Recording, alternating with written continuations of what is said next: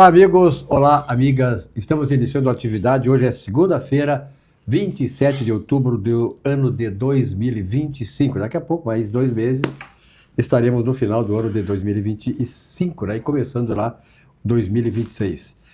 Hoje é segunda-feira e a temperatura está em 23 graus centígrados. Uma temperatura boa, bem agradável. No final da tarde ela dá uma caidinha e à noite uma noite muito agradável, principalmente para quem quer dormir tranquilo, não precisa ligar ar-condicionado e tal. Realmente são noites muito agradáveis, primaveris. Bom, a nossa atividade desta segunda-feira, para começar bem a semana, como dizia o Eldio Macedo, à minha direita, Vilmar Govinatsky. E aí, Vilmar, obrigado pela tua presença. Pesando um pouquinho mais do que o normal. Ele dava o peso e a altura. Não, né? achei que era tudo. Eu olhei para ele, pesando mais do que o normal. O Eldio Macedo. Iron. Tu te lembra do Eldio Macedo, né? O marronzinho mais elegante de Porto Alegre. de Porto Alegre. Ele ficava À minha esquerda, na portaria da Boate Barroco. O Jaime Cimente. O Jaime Cimente. O Eldio Macedo ficava na portaria da Boate Barroco, ali na Independência, elegante, recebendo as pessoas. Isso é cultura geral. Depois ele foi para o Rio de Janeiro, né? E era até amigo do Pelé lá, o Eldio era figura. Muito bem, começamos o Querido, programa já não? assim, a 1000, né? Tá 200 por hora, né, tia? Mas o carro não conseguiu, não entrou na estrada e o cara já tá andando o carro na calçada, não, na lateral, né? No acostamento, o carro. Bom, a atividade tem uma característica, né, Vilmar? Tu que é mais antigo aqui do programa, eu acho, né? Eu acho que entre tu e o Gêmeo, é tu que é mais antigo. Bom. E o programa começa sempre debatendo sobre esporte. Nós tivemos aí no final de semana a vitória do Grêmio por 3-1 no Juventude. O Grêmio está numa situação melhor. Agora, acho que ele pode começar a pensar em ter uma coisa melhor mais adiante e não está muito preocupado agora com a questão do rebaixamento. Tem 8 rodadas a disputar 24 pontos, é isso? 24 Sim. pontos, 24 pontos. Então, o Grêmio fazendo 4, 5 jogos, a metade disso o Grêmio já está bem fora da zona do rebaixamento. E o Internacional perdeu para o meu tricolor Fluminense, lá no Rio de Janeiro. Vilmar, tem jeito o Internacional ou ele pode, daqui a pouco, pode chegar na zona? Tu que é especialista em zona. Tá com jeito de ir pra zona, viu? Tu que é especialista em zona. Tá com jeito de ir pra zona. Né? O Internacional realmente, olha, que decepção. Pô, aquele Internacional que terminou o ano 2024, que ganhou o Campeonato Gaúcho, que tinha aquela empolgação toda com o treinador, com a equipe ali, o trio, né? Que era o Roger Machado, que era o Paulo Paixão, preparador técnico, preparador físico, que era o grande motivador, o D'Alessandro, né? E a gente entrava em 2026 e a gente comentava o seguinte: puxa vida, nos anos anteriores a gente sempre falava o seguinte: o ano que vem o Inter vai não sei o quê, e nós chegamos no 2024 e dizíamos assim: não, agora é o Inter deste ano que vai fazer o ano que vem realmente um super time. Assombroso em todos os campeonatos que for participar. E isso não era só nós aqui, não éramos só nós aqui, torcedores. Era o Brasil todo dizia isso. O Brasil todo dizia isso. Olha o Internacional já estava lá disputando o primeiro lugar em todas as competições, campeão brasileiro, Libertadores e tal. Aí vem o ano 2025. E aí começa essa fase do Internacional, que é realmente assim, olha, uma decepção, um time fraquejante. O Ener Valencia não fazia absolutamente nada, ainda bem que foi vendido e foi tarde demais. O Borré que ficou, que não consegue acertar gol. O Alan Patrick, que era o nosso craque em nível nacional. O Alan Patrick também esmoreceu. Enfim, nós hoje estamos com um quadro de UTI no Internacional. Mas eu quero falar uma coisa aqui muito importante que eu venho comparando. E olha, e aí sim, aí vale a pena a gente ver como é que as coisas são diferentes e não é o dinheiro, não é a fama, não é a tradição. É a vontade que faz, é a organização que se dedica, que faz acontecer. Mirassol. O Mirassol, gente, o Mirassol tem uma folha de pagamento, tá? Na ordem de 3 milhões de reais. É a folha de pagamento do Mirassol. Contra 11,9 milhões, 12 milhões do Internacional, que era maior, era 14 milhões e meio. Com a saída do Valência, etc., foi feita a economia. 3 milhões. Dizem que esses 3 milhões é 10% da folha do Flamengo, que são 30 milhões. Acredito que sim. Mas no Internacional é 3 milhões contra 12 milhões. 12 milhões. Veja bem, é um quarto, é 25%, tá, da folha do Internacional. Agora, vamos lá. O Mirassol está com 55 pontos contra 35 do Internacional. 35. O Mirassol, ambos jogaram 30 partidas. O Internacional tinha uma partida a menos, já colocou em dia. Ambos jogaram 30 partidas. O Mirassol ganhou a metade, ganhou 15 partidas. Empatou 10 e perdeu apenas 5. Apenas 5. Fez 42 gols, média de 1,4 gol por partida.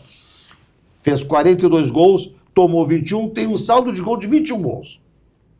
O Mirassol. O Internacional, nessas 30 partidas, ganhou apenas 9, perdeu 8, empatou 27, somou apenas 27 gols e tomou 28 gols. Saldo negativo de 1 gol.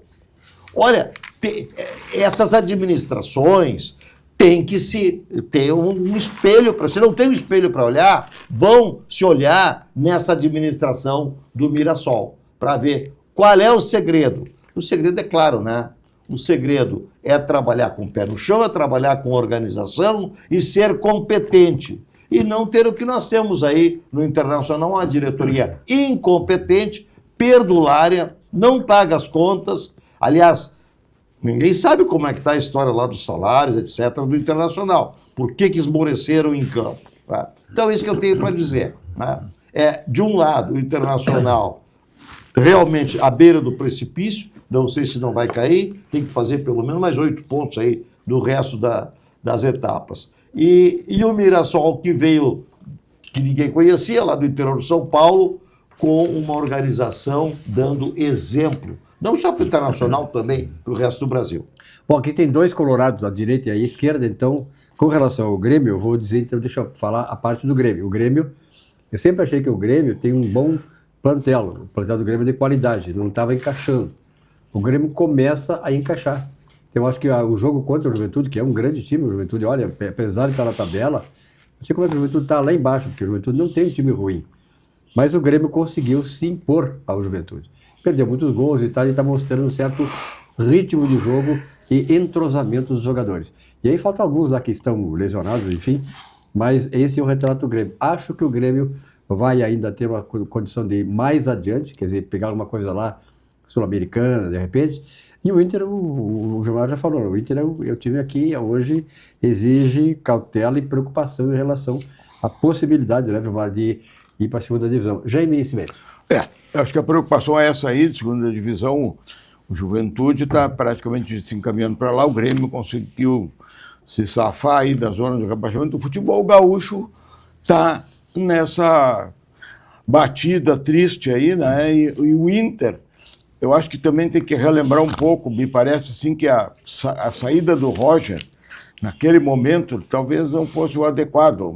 Às vezes a torcida reclama e querem achar um culpado e na correria fazem esse tipo de mudança de treinador. Eu acho que começou aí uma coisa que agravou uma situação que já não era boa. O Inter começa o ano aí com possibilidade de ser campeão nacional, Libertadores, não sei o quê, e aí esse fiasco, de novo, esse problema de vestiário crônico aí, que não termina nunca, né?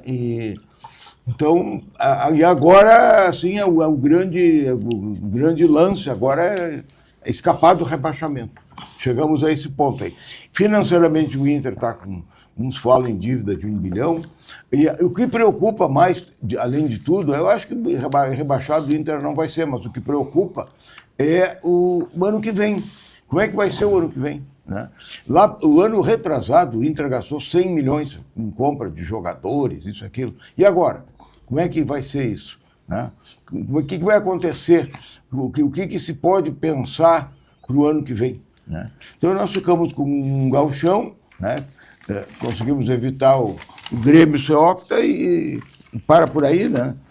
E como, né, o comentário do Giovinazzi é perfeito aí, o Mirassol, que é um time de uma cidade pequena, um time que relativamente jovem, né? Não tão jovem, mas ele lembra também a trajetória do São Caetano, né? Ele lembra a trajetória na Copa do pessoal, dos morenos lá, dos Camarões, né? que andavam lá de chinelo de dedo, ganhando pouco e jogando bem. Então o futebol ainda tem essa questão de gestão, essa questão de camisa, né? Ontem eu estava vendo na internet, o Manga, nosso goleiro, jogava sem luvas.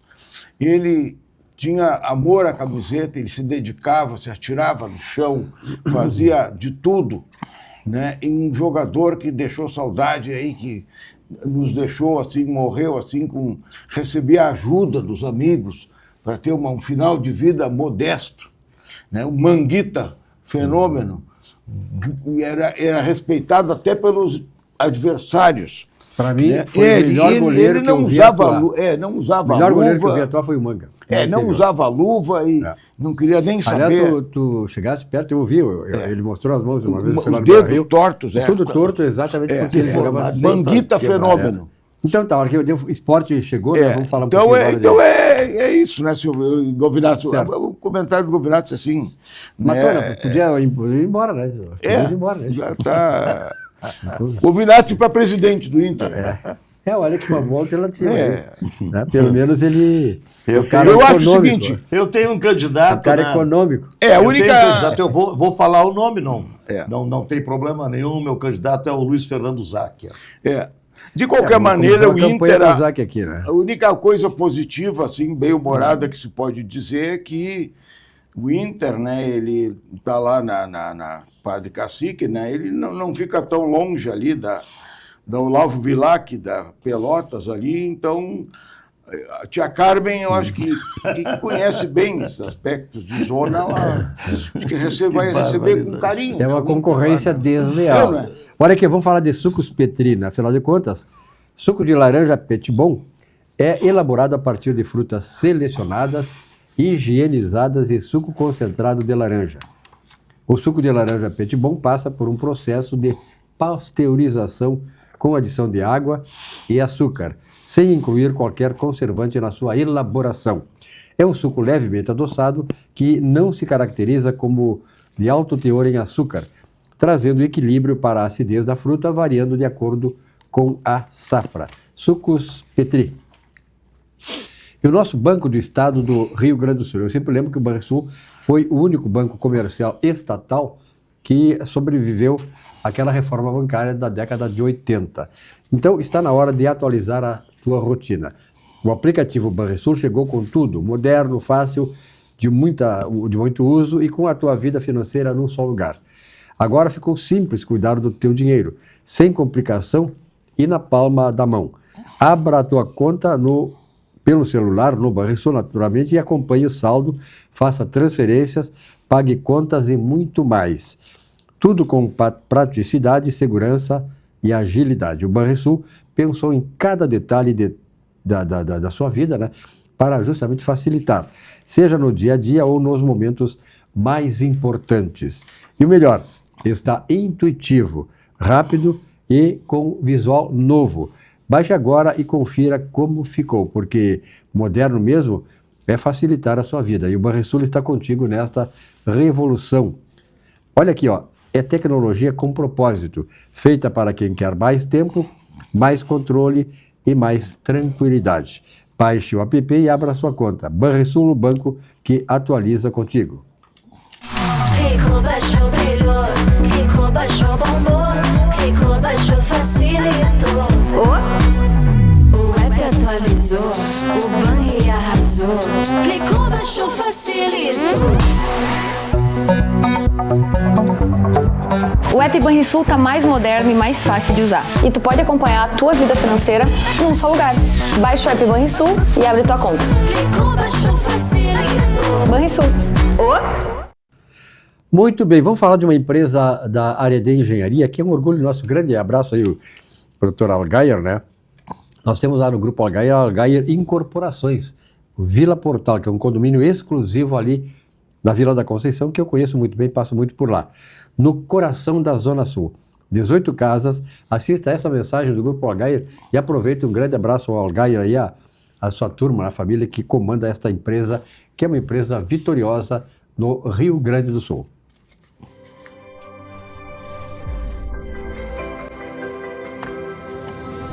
Vila Portal.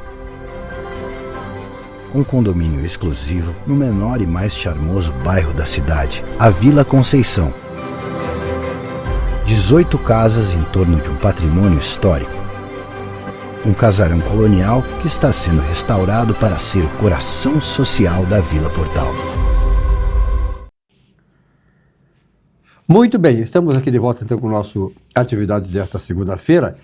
E naturalmente tem muitos assuntos aí, né? Mas claro que as questões que estão hoje, do ponto de vista da pauta principal do jornalismo, é o encontro acontecido entre o Donald Trump e o presidente do Brasil. E, Vilmar, começando por ti aí, o que é a expectativa que se faz, agora que se tem, é saber os desdobramentos disso, ou seja, o que isto vai resultar de bom para o Brasil. Eu não creio muito, até porque chegou agora, nesse minuto aqui, uma afirmação do presidente brasileiro, que diz o seguinte: ele afirma que Marco Rubio não gosta do Brasil e que não haverá acordo por má vontade dos Estados Unidos. Ele já está sabendo que não vai haver acordo. É preciso colocar gente que goste do Brasil para negociar. Aí é que está o grande erro desse camarada, que é presidente do Brasil hoje, é que ele, além de ser mal educado, despreparado, ele não sabe negociar, e ele acha que ele é a cereja do bolo, né? Uma negociação, Vilmar, começa por ti aí, ela começa com respeito mútuo. Ele não respeita a maior autoridade, o maior poder no mundo inteiro, que pode assoprar e derrotar ele. Vilmar, a negociação não vai acontecer, certamente, né? É uma pena que o Brasil esteja hoje sendo governado por pessoas que não têm a mínima capacidade técnica, capacidade teórica e intelectual para conduzir qualquer coisa, muito menos negociar com a mais poderosa nação do mundo. Essa afirmação de que Marco Rubio não gosta do Brasil é uma afirmação totalmente equivocada. Infantil também, infantil. Totalmente equivocada. Marco Rubio não gosta de regimes que tendem a ser comunistas. Ele não gosta mesmo.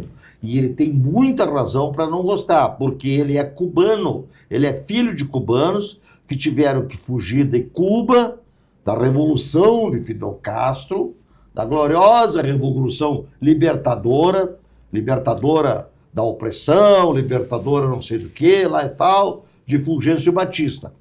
Isso que o Marco Rubio não gosta.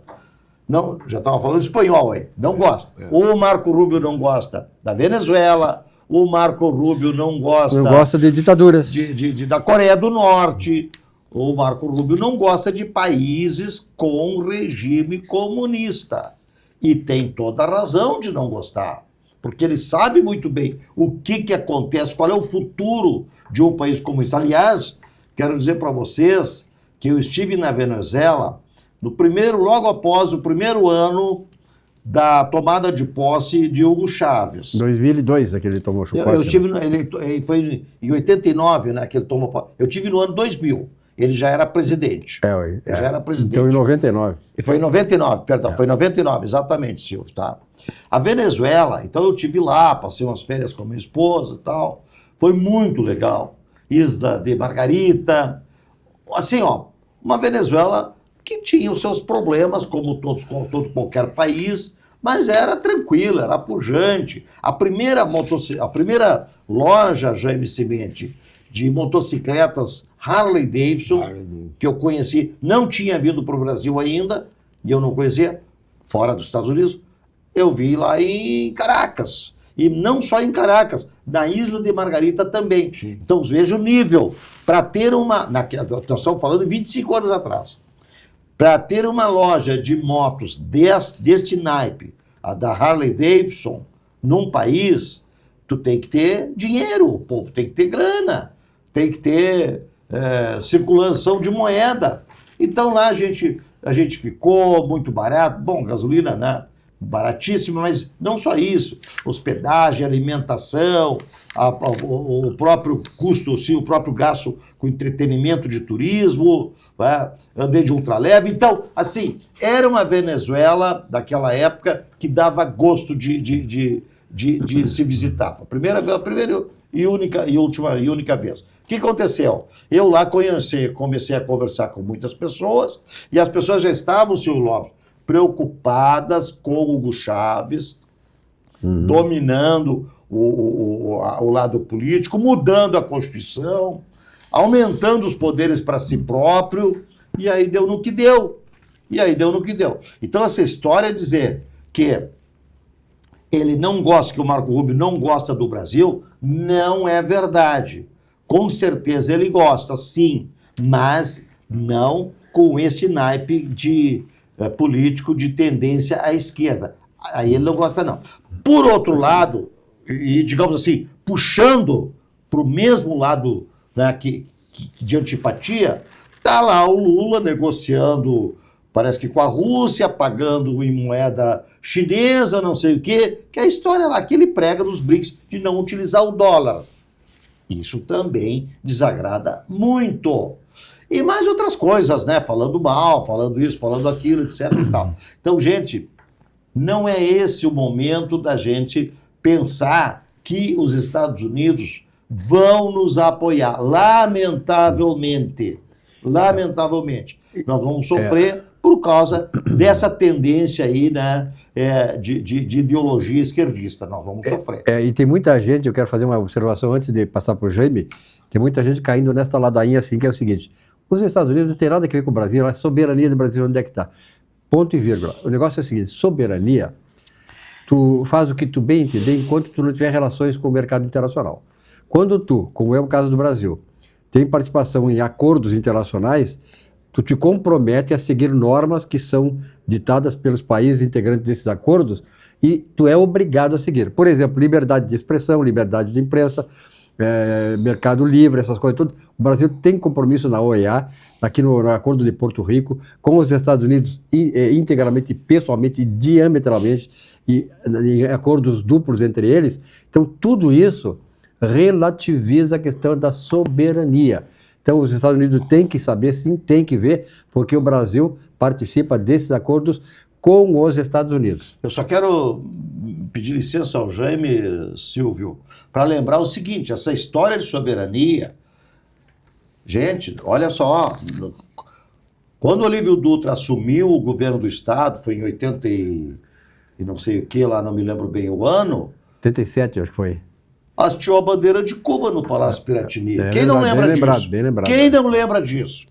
Hasteou a bandeira de Cuba no Palácio Piratini, para todo mundo ver. E o PT foi lá no Biden, lá, lembra? O Biden influía aqui na eleição passada no Brasil. Lembra? Então, isso aí é uma coisa... Então vamos parar de bobagem. Não se deve criticar lá, mas também não, porque as relações entre os países pressupõem que haja não só o respeito um entre o outro, mas, sobretudo, o cumprimento de acordos que eles são signatários em que esses países participam. O Marco Rubio, é bom lembrar que o Marco Rubio é de origem cubana. Nasceu em Miami, né, e há uns 15 anos no Senado, e tem uma biografia que a gente conhece, né? Ele não é cubano, ele é de origem cubana. Ele é de origem, ele nasceu em Miami. Os pais que fugiram da Revolução. Os pais são cubanos. Exatamente. E obrigado ele pela nasceu lembrança. em Miami, ele tem... jovem, né? Ele tem 50 e poucos anos. 70, ele é de... 70 a 50 anos para cá. Ele, realmente, a impressão que me deu daquela reunião do Trump e do Lula é uma impressão seguinte, que o Trump aproveitou a oportunidade. O Trump já apaziguou 8 guerras. no mandato dele. O Trump, no primeiro mandato dele, o Trump não é de gostar de aviãozinho, de largar bomba e de apelar para a ignorância. O jogo dele é pacificar e apertar em cima de poder econômico, daquele jeito dele, mas o Trump não é belicista, vamos dizer assim. Bom, aí soma isso aí. A impressão que me deu ali é que o Trump aproveitou a oportunidade para posar de bonzinho no Oriente. Ele nasceu em 28 de maio de 71, está com 54 anos. Em 54 anos. Então, o Trump, a impressão que me deu ali é que ele quis aproveitar para posar de paz e amor, de bonzinho, e, na verdade, ele disse, não, a gente vai fazer bons negócios, vamos ver mais adiante e tal, não disse nada de concreto, e o Marco Rubio disse, não, os guris aí, o Marco Rubio, o pessoal aí vai ver. Já orientei esse rapaz aí. Já orientei. Então, a impressão que me dá é que o Trump, habilmente, ele usou o Lula um pouco como um ator escada, assim, né? E disse, não, tu fica ali, eu poso de bonzinho e tu fica ali com uma cara meio assim. Né? E o Lula, claro, o Lula também. O Lula procurou ficar aí de posar de estadista, não demonstrar nervosismo. Ele procurou também dizer alguma coisa boa. Na verdade, quem disse mais coisas boas foi o Trump, porque o Trump disse, não, você foi preso, tem trajetória. Aí o Lula foi dizer coisas do Bolsonaro como se o Trump não soubesse, né? O que aconteceu com o Bolsonaro, o julgamento. E como se o Trump não soubesse que o Lula ficou 1 ano e meio, mais ou menos, na cadeia. Então, a impressão que me deu ali é que o Trump, que é muito habilidoso com mídia, a especialidade dele, né? Se apresentar, falar... Não apenas em termos de mídia, mas de negociação. Não, né? Inclusive tem um detalhe, vocês podem achar um detalhe miúdo, assim. O Trump estava com uma gravata vermelha, como sempre ele adora aquelas gravatas. Ele usa a gravata sempre abaixo da linha da cintura. A gravata normalmente se usa, a ponta da gravata tem que estar no cinto, na fivela do cinto. O Trump gosta de usar aquela gravata mais comprida só para aparecer o negócio meio fálico dele.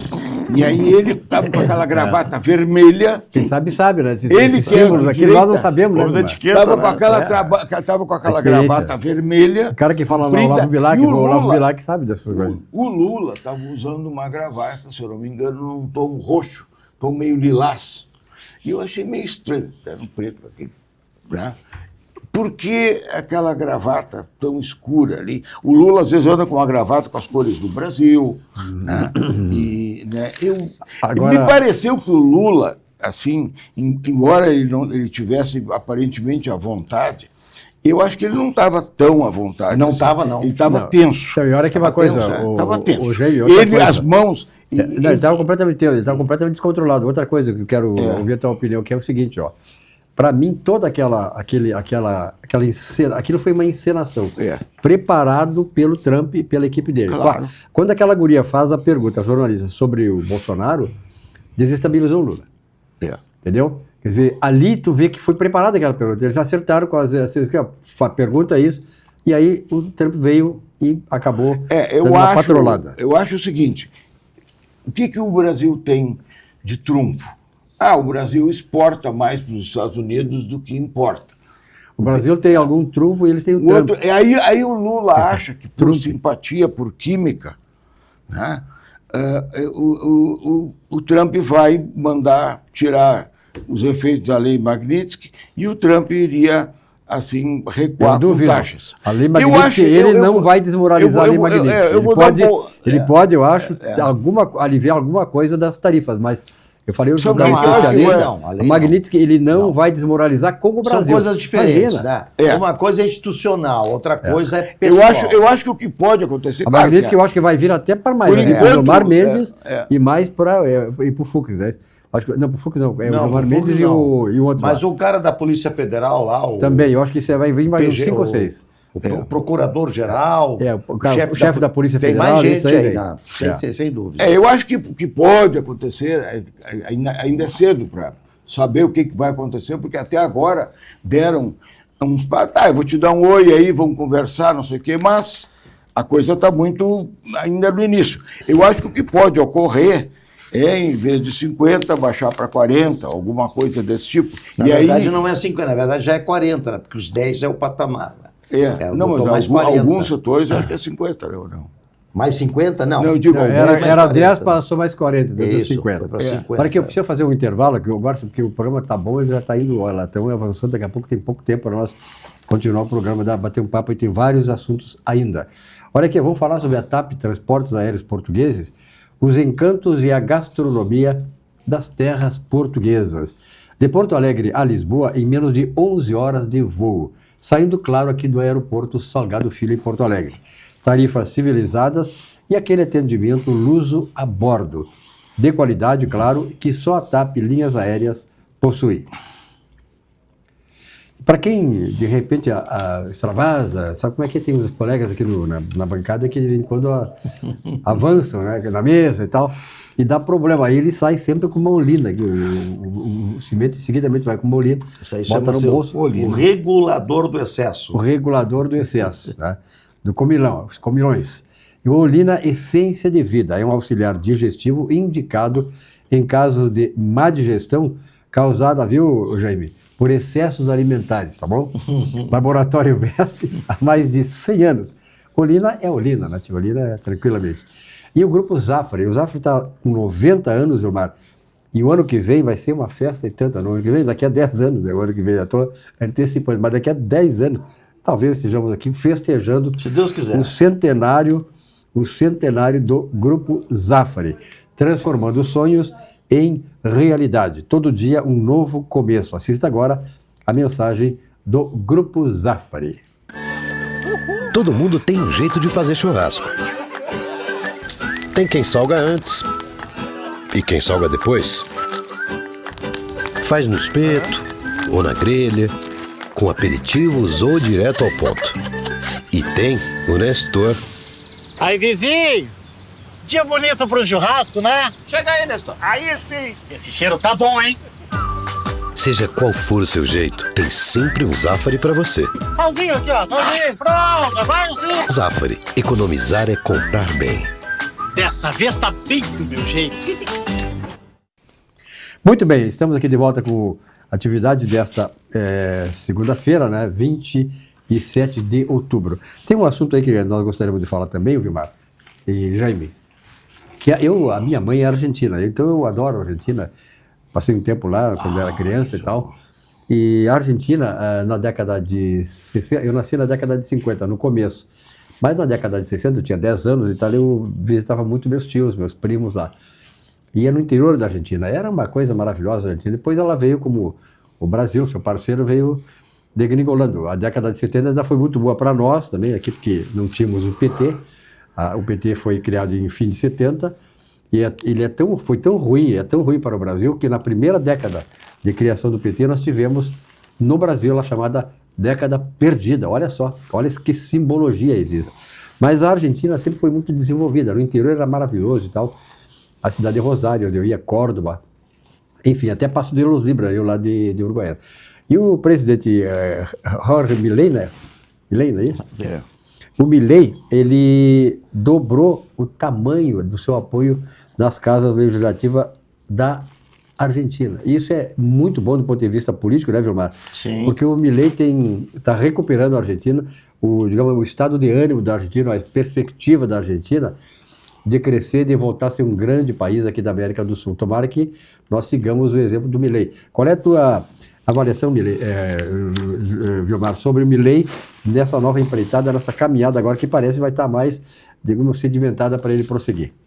Pois olha, ao contrário, não é, do que muita gente dessa nossa mídia que está aí, né, a grande mídia que se diz... O desserviço que está fazendo. Né? Dizia que mostrando não... a cara, né? Mostrando a cara dele. Né? O percentual era muito fraco de possibilidade e tudo mais, pois o Milei dobrou, eu acho que mais que dobrou até na Assembleia, na Câmara dos Deputados e no Senado da Argentina, o número... Ele está com 40% e agora mais as alianças que diz o partido, ele passa de 70% quase. Mas assim, uma representatividade enorme. O que isso significa? Para mim é muito claro, quem vota é o povo. Quem vota é o povo. E o povo, naturalmente, reconhecendo o trabalho que ele vem fazendo do ponto de vista econômico, do ponto de vista também de institucional, princípio, de valores, institucional, do ponto de vista de colocar a Argentina de novo no cenário como ela sempre foi, porque, na verdade, nós até tínhamos, até bem pouco tempo, as pessoas diziam que Buenos Aires era a capital do Brasil, porque só conheciam a Argentina. E a Argentina, naquela época do populismo, do peronismo, e depois vieram lá, como é que é esta, que inclusive parece que está presa, né? A esposa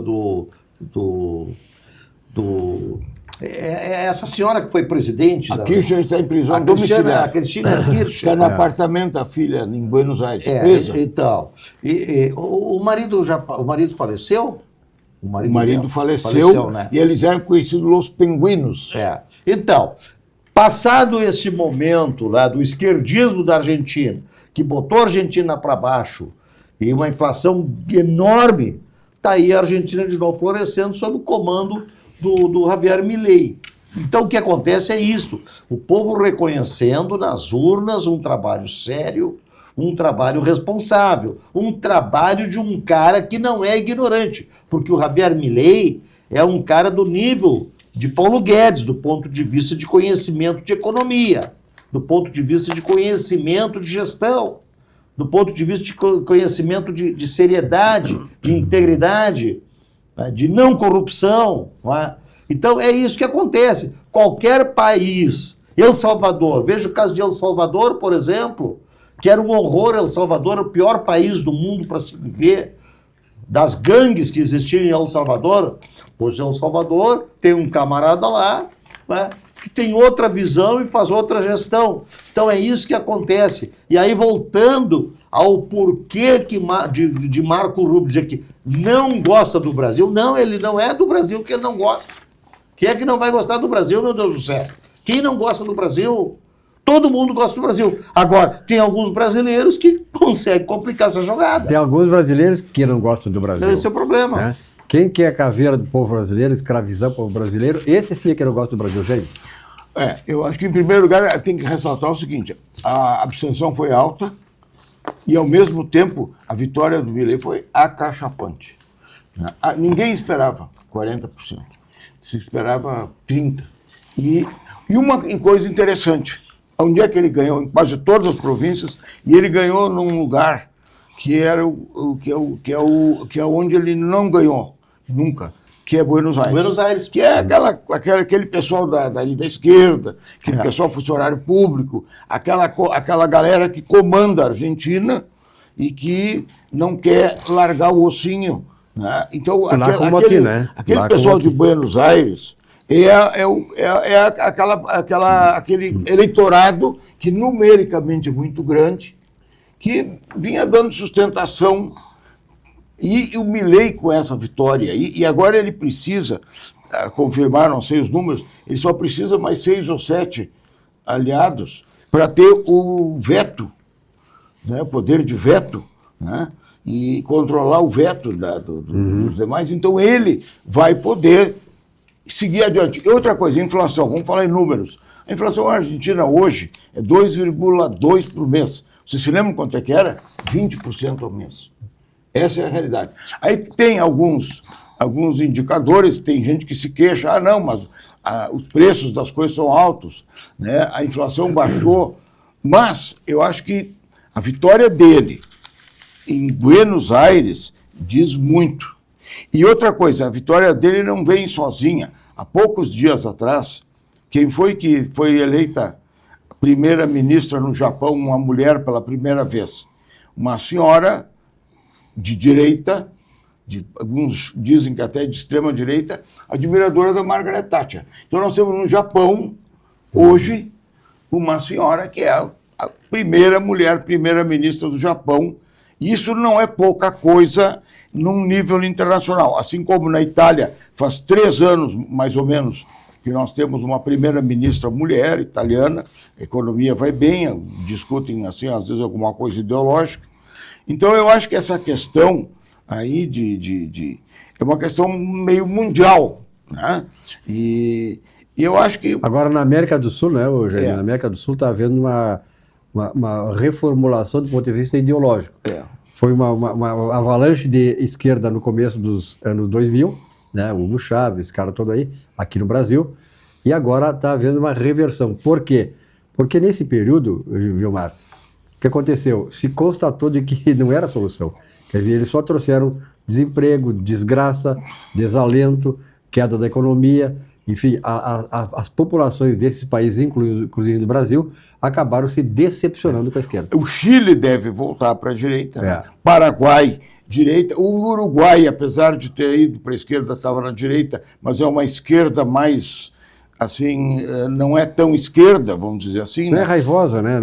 Então eu acho que é isso aí que está ocorrendo. Perfeito. E tomara que, assim que na Argentina, apesar de tudo, o que acontece lá pode trazer, assim, soluções para a gente. Pode dar um sopro para cá, né? Tomara que aconteça isso. Não, é isso aí. E também é bom lembrar uma coisa, que a única esquerda, isso para lembrar o Milei também, a única esquerda que realmente funciona hoje está em Miami, e é a esquerda do Lionel Messi, que acabou de renovar o contrato com o time. E eu acho justo dizer isso, que a única esquerda realmente muito boa que tem é a do Messi. Na América do Sul. Está em Miami, né?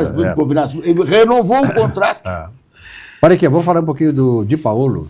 Visite a rede Di Paolo Galetos, unidades com sequência em Porto Alegre, Gramado, Garibaldi, Bento Gonçalves, Caxias do Sul, Novo Hamburgo, Recanto Maestro, Foz do Iguaçu, São Paulo e Brasília. O melhor da culinária típica da Serra Gaúcha você encontra, claro, no Di Paolo.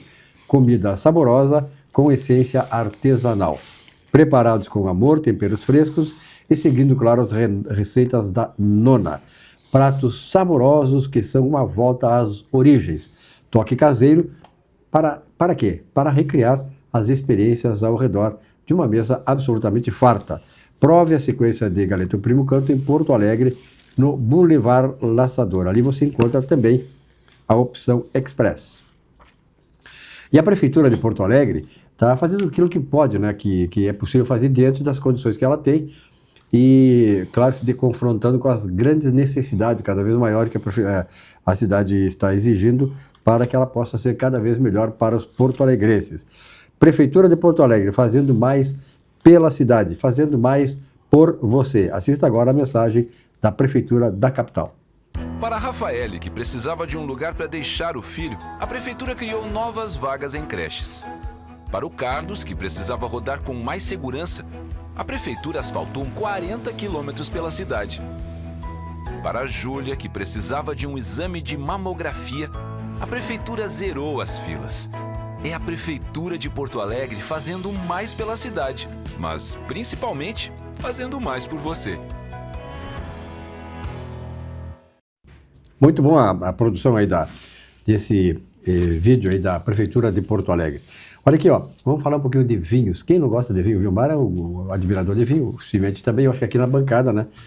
De certa maneira, até porque o consumo de vinho, Vilmar, veio crescendo muito no Brasil. Nós perdimos de vareio da Argentina. A Argentina tinha, há tempos atrás, 90 litros por ano.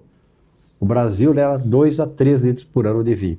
Hoje nós estamos, eu não tenho os últimos dados, mas já crescemos bastante. E a Argentina se mantém nessa faixa um pouco menor, até o consumo da Argentina. Eu acho que isso tem a ver com a geração, né, que vai se sucedendo, e nem sempre uma geração transmite para a outra essa questão aí de alguns hábitos, né?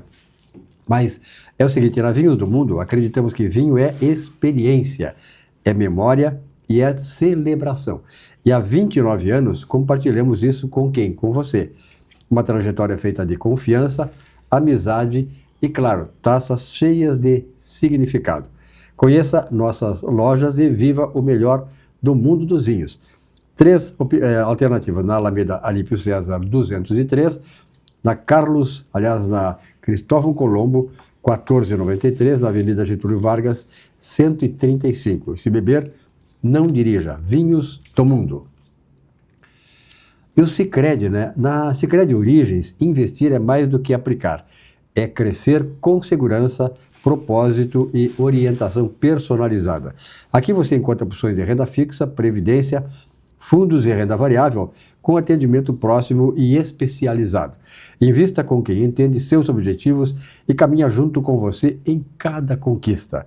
A vida é feita de fases. Seus investimentos, claro, também são. Na Sicredi Origens, você sempre tem com quem contar. Investir com Sicredi é ter planejamento financeiro para a vida inteira. É ter um portfólio de produtos com diversas oportunidades para cada momento. É ter a segurança que precisa para ver seus investimentos evoluírem com você. É ter sempre um especialista próximo que entende cada um dos seus objetivos. Investir com Sicredi ao longo da vida é ter com quem contar. Muito bem, estamos de volta aqui para a parte final da nossa atividade desta segunda-feira, 27 de outubro. A temperatura caiu um pouquinho, é 22 graus centígrados, mas é uma temperatura agradável, pode até cair um pouquinho mais durante a madrugada. Lembrando para vocês que amanhã, terça-feira, previsão chuva, o dia inteiro de chuva, então prepare-se para esta terça-feira, dia 28 de outubro. Aliás, 28 de outubro, Vilmar, dia do funcionário público, dia do funcionalismo público, né? Então, amanhã, certamente tem um programa que estaremos aqui de novo, mas já antecipando. Parabéns àqueles funcionários públicos de qualquer dos níveis, que são aqueles que vestem a camiseta, compartilham e se comprometem com o trabalho que eles executam, que são pagos pela comunidade. Então, tem que dar o crédito para isso, porque, na verdade, as comunidades é que pagam o salário deles. Eu tenho a experiência, eu trabalhei muito tempo na Assembleia Legislativa, no Executivo fui muito pouco, né, mas... tem muita gente que trabalha e realmente sua camiseta faz por merecer a função que tem lá. Então, parabéns àqueles funcionários que realmente sabem do seu papel e compartilham suas vidas em fazer o bem para a comunidade. Vamos aos livros, né? Jaime. Olha, tem um livro aqui que eu tenho muita satisfação de falar para vocês. O Guia Politicamente Incorreto do Meio Ambiente, do jornalista Leandro Narloch. Jornalista altamente graduado, especializado, ele já escreveu o livro Politicamente Correto dos presidentes, da economia, da política, e com muito sucesso, com 1 milhão de exemplares, e agora ele se debruça sobre essa questão do meio ambiente, e justamente em cima da COP30, que vai ser realizada daqui a alguns dias. Bom, resumo, este jornalista, que ele vem na contramão da mídia e dos governos que, às vezes, catastroficamente alarmam a população falando em meio ambiente, isso, aquilo. E esse rapaz aqui desmonta com uma série de coisas, né, sobre ONGs na Amazônia, sobre dinheiro que vai para o meio ambiente que acaba sumindo. Ele fala do petróleo ele fala dos problemas que a Alemanha teve de gastar uma fortuna com energias que acabaram não dando muito certo, energias eólicas e outras. Então ele, na verdade, ele coloca as coisas e informações num nível, né, mais, digamos assim, equilibrando as coisas e para ele, a COP30 é uma espécie de narcisismo ecológico, narcisismo ambiental, porque ele pensa que, na verdade, na maior parte do tempo são discursos, são vazios e que não dão em nada. E, inclusive, ele fala da Índia, por exemplo, que vive falando mal de petróleo e combustível fóssil, e nos últimos anos, cada vez mais, ela usa combustível fóssil e a Índia é cada vez mais rica e poderosa, para citar um exemplo. Então, o que esse jornalista quer? E ele fala isso aí, evidente, com números, pesquisas, informações, ele não é... o trabalho científico, isso aqui, né? Não é panfletário, não é brincadeira. Se fosse assim, eu também não ia estar aqui falando desse livro. Recomendando. Né? Então, eu acho que é muito interessante, né, a edição da Avis Rara, uma visão que é preciso... Aliás, a Aves porque... Rara tem se notabilizado exatamente por conteúdos, né? Que confrontam muito essas bobagens que essa esquerda está colocando aí. A Aves Rara está fazendo um trabalho de colocar, principalmente o politicamente correto, né?